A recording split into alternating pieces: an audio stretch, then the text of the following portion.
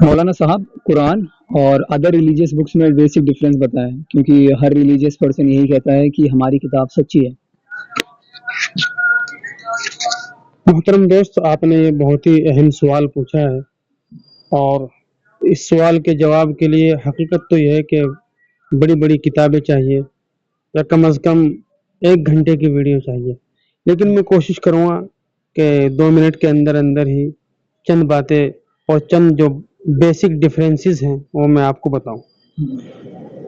قرآن میں اور other religious books میں جو بیسک ڈفرینسز ہیں وہ 4 ہیں۔ نمبر 1، قرآن ایک محفوظ کتاب ہے، پریزرڈ بک ہے۔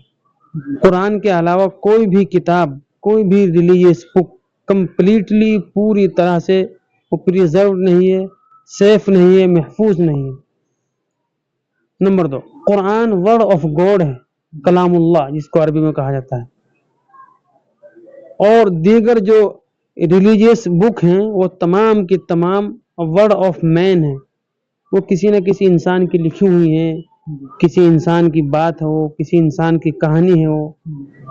رہی بات بائبل اور توراہ کی، وہ شروع میں ورڈ آف گاڈ تھے، مگر بعد میں ان کے پادریوں نے، ان کے پوپس نے، ان کے علماء نے اس کے اندر چینجنگ کر دی، تبدیلی کر دی۔ یہ کہیے کہ وہ بھی ورڈ آف مین ہی بن گئے، اب ورڈ آف گاڈ نہیں رہے بائبل اور تورات۔ تیسرا فرق قرآن میں اور ادر ریلیجیس بکس میں یہ ہے کہ قرآن میں کوئی چینجنگ نہیں ہوئی، کسی بھی طرح کی کوئی تبدیلی نہیں ہوئی۔ اللہ کے پاس سے نازل ہونے کے بعد آج تک وہ ایسی ہی جیسی نازل ہوئی۔ قرآن میں پیغمبر محمد صلی اللہ علیہ وسلم کے اپنے الفاظ بھی نہیں ہیں، صحابہ کے الفاظ بھی نہیں ہیں، بعد کے علماء تو بعد کی بات۔ تو قرآن میں کوئی بھی انسانی ورڈ، انسانی لفظ داخل نہیں کیا گیا، تو قرآن میں کسی بھی طرح کی کوئی چینجنگ نہیں ہوئی۔ حالانکہ اس زمانے میں بڑے بڑے حالات آتے رہے، حکومتیں بدلتی رہی، انقلابات آتے رہے، زمانے میں ٹوٹ پھوٹ کا شکار ہوتے رہے، زمانہ کہیں سے کہیں پہنچ گیا، لیکن قرآن جیسا نازل ہوا تھا وہ آج بھی ویسا ہی ہے۔ چوتھا بنیادی فرق وہ یہ ہے کہ قرآن پوری دنیا میں ایک ہی ہے۔ جو قرآن ہمارے پاس ہے وہی قرآن آپ کو دنیا میں ہر جگہ ملے گا، ایسٹ سے لے کر ویسٹ تک، نارتھ سے لے کر ساؤتھ تک، ہر ملک میں، ہر مسجد میں، ہر مسلم گھر میں وہی قرآن ملے گا جو ہمارے پاس ہے۔